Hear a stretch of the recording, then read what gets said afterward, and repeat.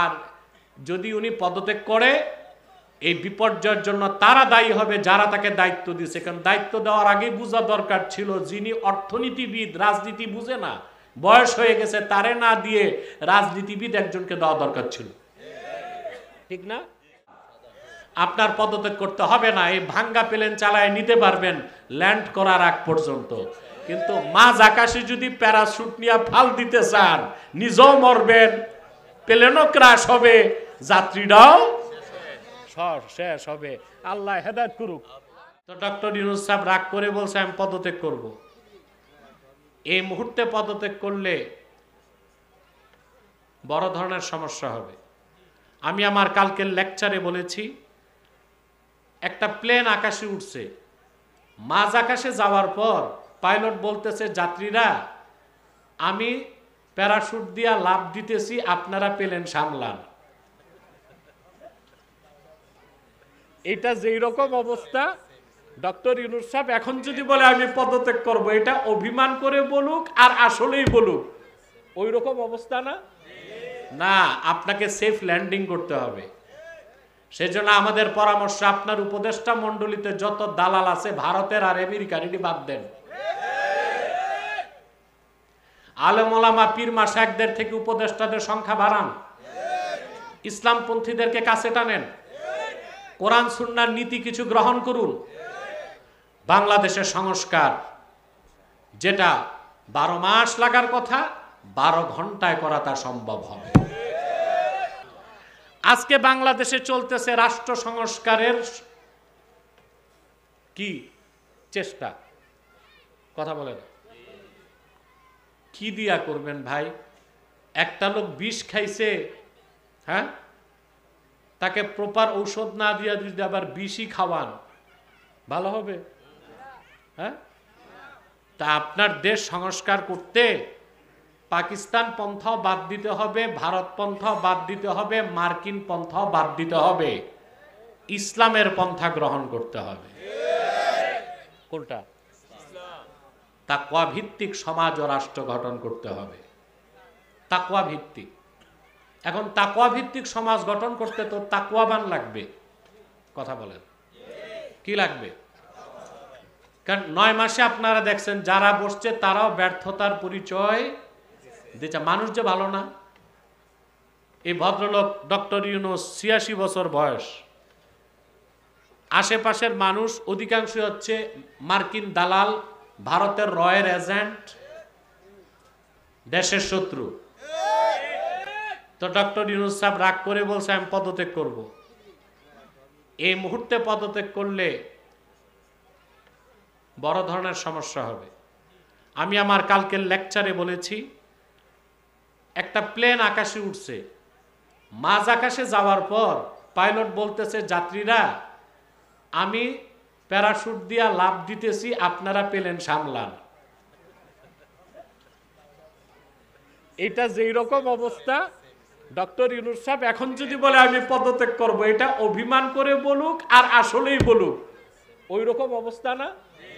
না, আপনাকে safe landing করতে হবে। সেজন্য আমাদের পরামর্শ, আপনার উপদেষ্টা মণ্ডলীতে যত দালাল আছে ভারতের আর আমেরিকার, এটি বাদ দেন। আলেম ওলামা পীর মাশায়েখদের থেকে উপদেষ্টাদের সংখ্যা বাড়ান, ইসলামপন্থীদেরকে কাছে টানেন, কোরআন সুন্নাহর নীতি কিছু গ্রহণ করুন। বাংলাদেশের সংস্কার যেটা 12 মাস লাগার কথা 12 ঘন্টায় করা তা সম্ভব হবে। আমাদের সমাজ আর রাষ্ট্র গঠন করতে হবে তাকওয়া ভিত্তিক, ঠিক কিনা বলে? কিন্তু সংস্কারের নামে কি হচ্ছে এখন? প্রথম আসছে নারী সংস্কার, রোগীর মাথায় টিউমার, ফুসফুসে ক্যান্সার, আর ডাক্তার ট্রিটমেন্ট শুরু করছে কানের। ট্রিটমেন্ট কোনটার হবে? ফুসফুসের, মাথার ক্যান্সারের ট্রিটমেন্ট আগে। দেশের অর্থ মন্ত্রণালয়ের সংস্কার না করে, আইন মন্ত্রণালয়ের সংস্কার না করে, সংবিধান সংস্কার না করে, এনআরবির সংস্কার না করে, দুর্নীতি মুক্ত করার সংস্কার না করে, এই নারীদের বিতর্কিত নারীবাদীদের যে নারী সংস্কার কমিশনের সংস্কারে হাত দিছে, আগে হাত তো পুড়ে যাবে, কারণ এইসব মহিলা যারা নারীবাদী 318 পৃষ্ঠার প্রতিবেদন দিছে, এটা ইসলাম বিরোধী, বিজ্ঞান বিরোধী, নৈতিকতা বিরোধী, বাংলাদেশের সংস্কৃতি বিরোধী। ওরা সরকারকে বলছে নারী পুরুষ সকল ক্ষেত্রে সমান অধিকার। এটা সম্ভব? কথা বলেন। এ ব্যাপারে ডক্টর জাফরুল্লাহর সাথে আমার একটা ডিবেট হয়েছিল, ওটা দেখবেন। ওখানে আমি 25টা পার্থক্য তুলে ধরছি। আল্লাহর হুকুমে সৃষ্টিগতভাবেই পুরুষ আর মহিলার মধ্যে ফিজিক্যাল, সাইকোলজিক্যাল, বায়োলজিক্যাল 25টা পার্থক্য আছে। যেখানে সৃষ্টিগতভাবেই পার্থক্য 25টা, ওখানে সমান অধিকার হইতে পারে? কথা বলে না। আচ্ছা, আমি সব ক্ষেত্রে যদি সমান অধিকার আমরা নারীদেরকে দিয়ে দেই, আপনাদের মেয়ে বোন বিয়ের পর যায় কই? স্বামীর বাড়ি। মেয়ে যদি কয় না ছেলে আসুক আমার বাড়ি, তখন তার মেয়ে বিদায় করবেন না, ছেলেরই বিদায় করতে হবে। তার সমাজে থাকে কি? এরপর নারীবাদীরা দিছে ম্যারিটাল রেপ। ম্যারিটাল রেপ হচ্ছে বিবাহিত স্বামী জোর করে তার স্ত্রীর সাথে দৈহিক সম্পর্ক করতে পারবে না, যদি করে এটাও নাকি ধর্ষণ। আর স্ত্রী মামলা দিলে স্বামী ধর্ষণের মামলায় 14 বছর জেল খাটবে। আমাদের প্রশ্ন, স্বামী স্ত্রী রাজি ছিল কি ছিল না দৈহিক সম্পর্ক করার সময়, এটা আদালতে প্রমাণ হবে কেমনে? কথা বলে। এখন মনে করেন দৈহিক সম্পর্ক করার সময় স্ত্রী পুরাই রাজি ছিল, পরে মেকআপ নিয়ে ঝগড়া হয়েছে, মামলা তো দিয়ে দিছে গত রাতে আমি চাই নাই, স্বামী জোর করে করছে। এখন এটা প্রমাণ করবে কে? তাই তো এই কাজে 2 জন করে সাক্ষী দাঁড় করায় রাখতে হবে।